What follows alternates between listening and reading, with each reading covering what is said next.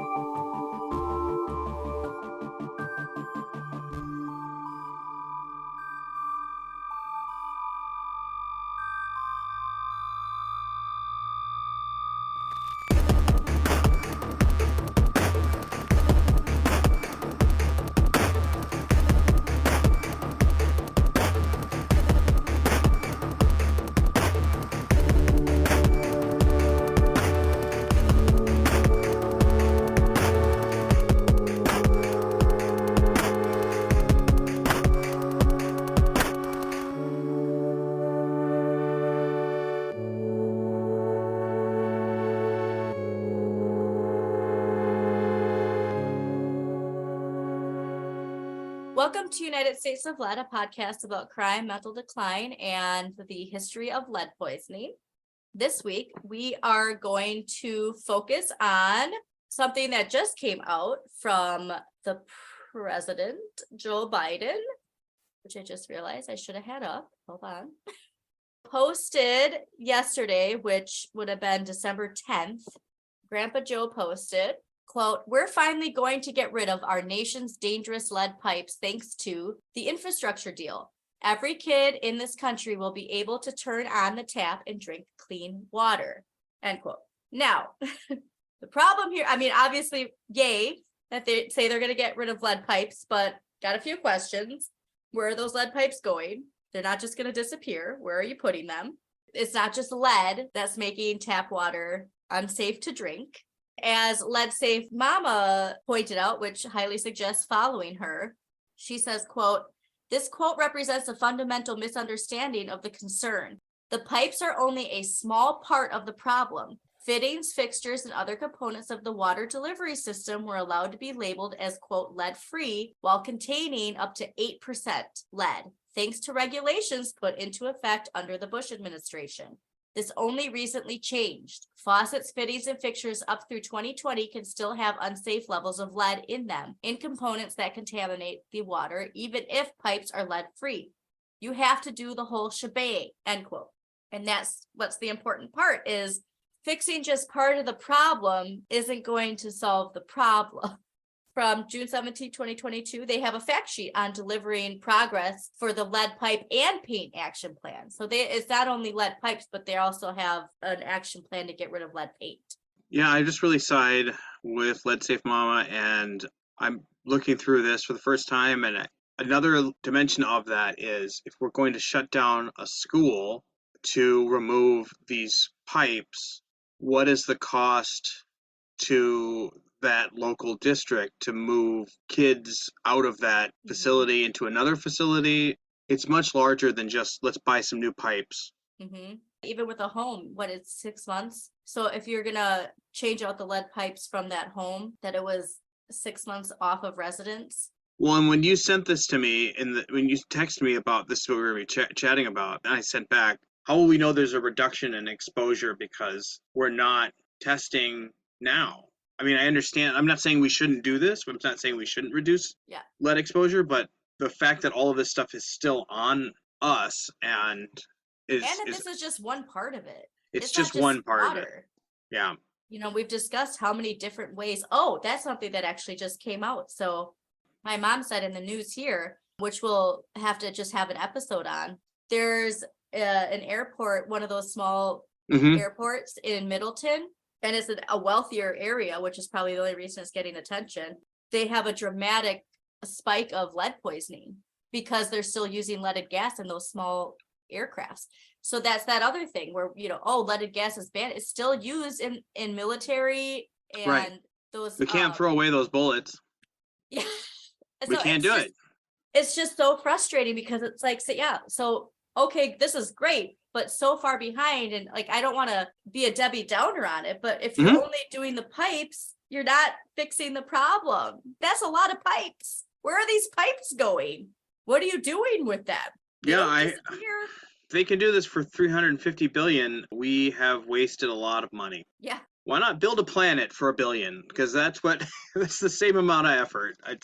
Yep. Here's a breakdown. It says, quote, the Biden-Harris administration has announced more than $4 billion from the bipartisan infrastructure law funds and annual appropriations that can be used to begin replacing all of America's lead pipes, while mobilizing additional resources and tools to get rid of lead, ensure Americans can drink clean water and live in healthy homes, end quote. So clearly it's more broad than just the pipes, but. And that $4 billion is not pipes. That is the infrastructure plan. That's like all the roads. No, it says more than 4 billion from the bipartisan. So it is specifically. All right. So I'm pretty sure that 4 billion is specifically to it. Okay, I'm wrong. The EPA allocating $3 billion in bipartisan infrastructure law funding to states, tribes, territories for lead service line replacement in 2022, calling on states to prioritize underserved communities. And then the Treasury is clarifying that $350 billion state and local fiscal recovery fund is provided to the American Rescue Plan to be used for lead service lines and lead faucet and fixture replacements. Okay. Oh, so fixture replacements too? Yeah, they're not identifying just pipes. I mean, I'm reading not the facts, but the what is it? The announcement. Oh, okay. Nice. Oh wait. Is this from 2021? So the plan was in 2021 and his announcement was yesterday. So they're finally implementing it. They got the money and now they're finally doing the work. Okay, so we're reading the announcement from last year. Uh-huh. And do we know if all of this has made its way into, like, are we talking about billions of dollars or this 350? Okay, so 4 billion was taken from the infrastructure specifically for the lead pipes and additional resources in school to get rid of lead. So I think it's just overall lead reduction. So then they're saying too that there's 500 million for states and local government to reduce lead exposure to build healthier homes. States and states can begin applying for the awards, which will target disadvantaged communities in line with the president's Justice 40 initiative. So that's a little unfortunate that it takes state effort to actually apply for it if they don't want to do it. Yeah, I'm always thrown off by this. In one of the fact sheets that we were looking at, it calls on HUD to offer these grants, which are expensive. So if this is a federal grant, every paintbrush, every gallon of paint, it all has to add up. So who is it that's going to be taking on HUD awarding grants to remove lead paint and other home health hazards in low-income communities to protect children and families? Yeah. Well, here's the other thing too, like we've talked about, that our lead exposure is on the rise because of the regulation rollbacks.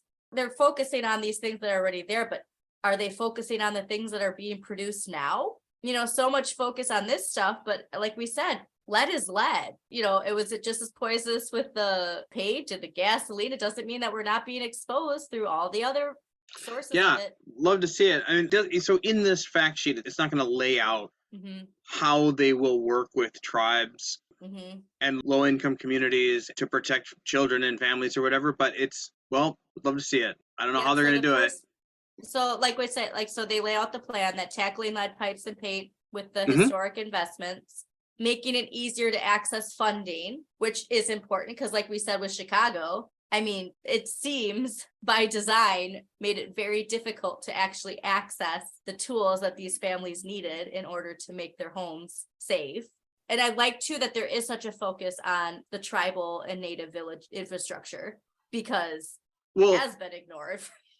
Yeah, I just don't know how they're going to implement it. I mean, it was expensive to regulate the rollout of the vaccine. Everyone needed it. Everyone in the country that breathes needed the coronavirus vaccine. Yeah. But instead of just giving it to everybody, just show up and you get one. Oh, you got to show your insurance. If you don't have insurance, then you got to run through all this rigmarole. Yeah, like I said, where it is now is where it should have been in the beginning. However, maybe they learned and that's what's happening now. Yep, love to see it. So here's the other thing too that I think is important is when discussing lead in schools and child care centers. It says that the Department of Health and Human Services and Administration for Children and Families and the EPA are collaboratively developing a series of 3 training webinars on lead testing and remediation in drinking water throughout child care and early childhood facilities using the 3 T's, which is training, testing, and taking action. The Great. webinars will provide presentations from the HHS and EPA alongside interactive tools and case studies.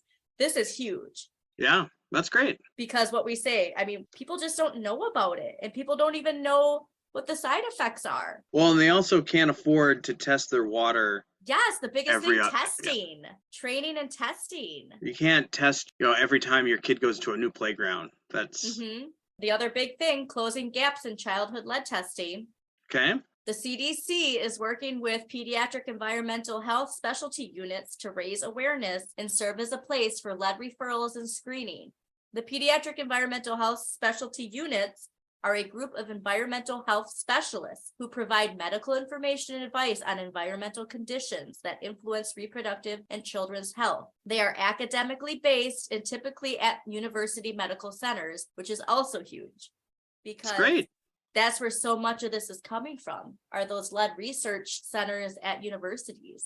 And also the CDC and Centers for Medicare and Medicaid Services are also planning a state-to-state learning webinar to showcase the efforts of 2 to 3 states that have undertaken efforts to increase lead blood screening rates. The CDC and CMS will identify examples and platform to share approaches, best practices, lessons learned, and encourage coordination across state agencies to consider implementation of levers to increase blood lead screening rates.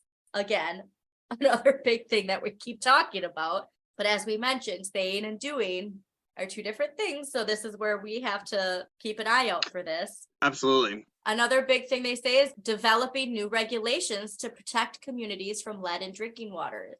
So just what we were talking about, these rollbacks and the levels, and there is no safe amount of lead, but the amount of lead that is allowed in certain products and water is just unacceptable. Oh, and this is big too. So to further protect children from lead, the EPA is working to revise the 2021 dust lead clearance levels and the related 2019 dust lead hazard standard final rule. These rules provide important provisions to protect children from exposure to lead dust on floors and windowsills.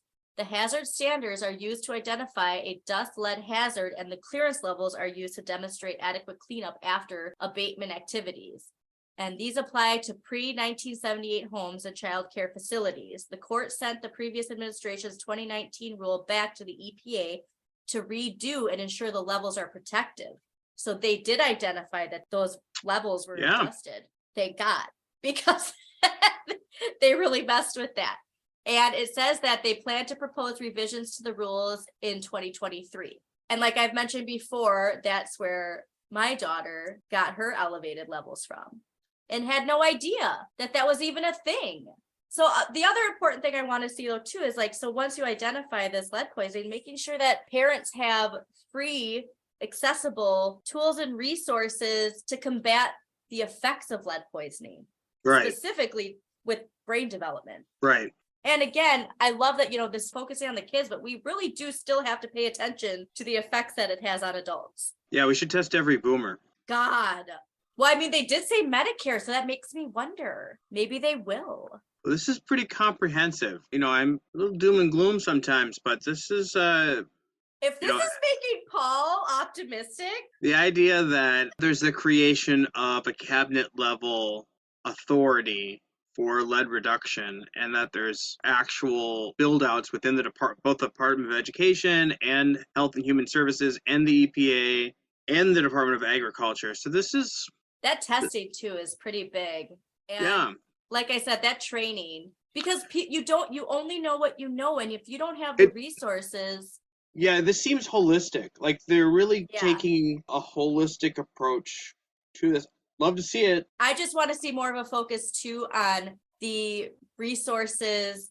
So once you identify that you have elevated levels, there needs to be something that is free for parents and children to combat those side effects. If this is all real, like everything on this White House fact sheet, if this is all real and this is all coming in the infrastructure plan, A plus, this is awesome. This is a great start. It's really amazing. But even though it's in law and it's funded, my concern that now is the pushback on what this will look like as a rollout. Like, this isn't just webinars and crappy Kool-Aid and a couple of meetings. Like, this needs to be a significant disruption to a lot of people's normal day, right? Like, I think there'll be a pushback on that. And then we're talking about a build out at a cabinet level and a build out of governmental agencies to support. I think that scares me is the state. The state. Yeah. To support these state and locally run efforts. And I live in a state where they tried to go to Justice Barrett to demand that we don't get the funds for the financial aid help. I'm imagining someone. So it's like if my state has the opportunity to buy Bibles, reject it. Bibles aren't made of lead. Let's get those. That's how we're gonna stop lead exposure. That's the only thing that makes me nervous is leaving it to this. But then again, even though there were legislators who did that, our governor, who was a public educator, I know is going to be like, boom, on it. So that's the one saving grace, is that we have a governor that's going to be all about getting our school safer. This too, I think, is important to highlight. So it says, together, their leadership, vision, and actions are removing lead from water and homes, creating good paying jobs, and supporting low income and communities of color disproportionately impacted. I think that good paying jobs is part of this task force. So they're so if they're getting new jobs and then showing, again, the education is the most important. Most people just don't think that this is a thing anymore. They don't understand how severe lead is still affecting our society, because there's that misinformation illusion that once leaded gas was banned, which again, still in certain airplanes, and it's still being used, whether or not it's commercially used. People just don't know. And so I would love to see this. And so even though this isn't in the news, like, even though, Biden had that, this was out, what was it? June 2022. I saw that there was something about lead, but like it didn't make big news, but this is huge. Yeah. So that, but it just shows that it's not on people's radar as being big. If half of this is real, it should be a really big deal. I'm guessing all of it is real. But, I'm worried about this getting into the news and it's like disruptions at schools, as opposed to teachers focusing on testing the bodies of their students. Like, what? Well, like we mentioned too, we see the wound. Cleaning the wound is going to sting and it's going to be uncomfortable. But we're not going to get the wound cleaned unless we actually treat it. Great. And this is treating it. So I'm sure, it's probably going to be those schools like the trailer classrooms, like that kind of stuff. Yeah. What I mean? People with homes, I hope to God it's, Airbnbs or hotels. Even though it's uncomfortable, man, if it's getting the lead out of your home and the government's paying for it, do it. Stuff like that. Just the testing alone. I mean, because how many people have to pay for that on their own? That's BS. Yeah.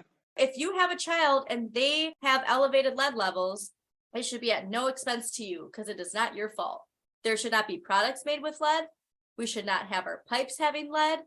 We should not have lead paint in our house, even if the remedy is painting over it, is absolute BS. Having your windows installed, I mean, all that stuff. And all these people are supposed to be following these protocols. But again, when the Trump administration pulled the necessity for education on it, why would anybody know? I'm going to be hopeful. I think this is big. And I see Lead Safe Mama's point, but if they specifically talk about that, I'm going to have good faith that they know it's more than just the pipes.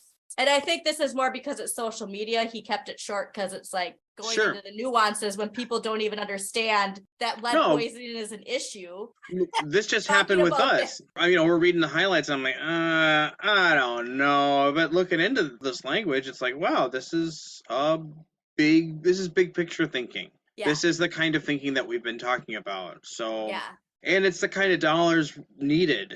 This is certainly $1 billion issue. And I think too that Pete Buttigieg. I always say his name wrong. It's Buttigieg, right? Buttigieg. Yeah, Buttigieg. Sorry. Pete Buttigieg. Oh, I wish his name was easier to say because I think he should be president. He mentioned years ago, no one could say Al Qaeda. So great comparison, Paul. It is a good comparison in that people couldn't say things, and then now we're like, oh yeah. As soon as he runs for president, it'll just be Oh, Yeah. but yeah, he mentions that because he was talking about truckers. I can't remember, but there was something specific that when the infrastructure bill was going on, and he had briefly touched on it. But because too, I feel that he is somebody who looks at everything. Big picture. Yeah. He's a big picture guy. That is also a very reassuring aspect to me because he looks at all the parts of the problem and not just the problem, and handles it in a very comforting way. I just love seeing him clap back at He's people that need a clap back. This is what I told you though. He takes it from how you would approach a child, like a teacher would approach a child. That is how he responds to people. He's the example to look at because he does it so well. He identifies it and then he redirects. And that is exactly what you're supposed to do, is focus on the issue. This is the issue, not what Bobby's doing in the corner. You know what I mean? Yeah, I'm going to remain hopeful and positive. I think this is amazing. Like I said, please check out the link to this White House statement. And we didn't get into everything specifically, but it lays out a lot of the specific fundings and how it's going to be distributed. But again, the most important thing we do have to note is that this falls on the states applying for this aid. So it is important that state by state, whatever state you're in, that you're looking to see where your state's at with applying for this funding, because that's the scary part to me, is that it relies on each state to actually follow through. And as we know, certain states want to be, quote, independent Texas and just completely destroy the infrastructure for their citizens who they should care about and apparently don't. Whoever's doing Joe Biden's social media is really smart at what they're doing. I just went onto his page to find that, and I'm just scrolling through right now. But man, he's so old. He's so old. He's so old. He has to step to. So this is great. This is a really nice vision for something that could happen, and I'm really happy about that. But this is another part of the Band-Aid that has to get ripped off. Here's my visualization. You've got to share the power. They have to step down. So I believe in, visualization and manifestation. So Okay. I'm visualizing he's signing the end of his book. Yeah. He's closing it and he's handing it to Pete Buttigieg. Did I say it right? Yeah. You don't think he's handing it to Kamala? Kamala Harris?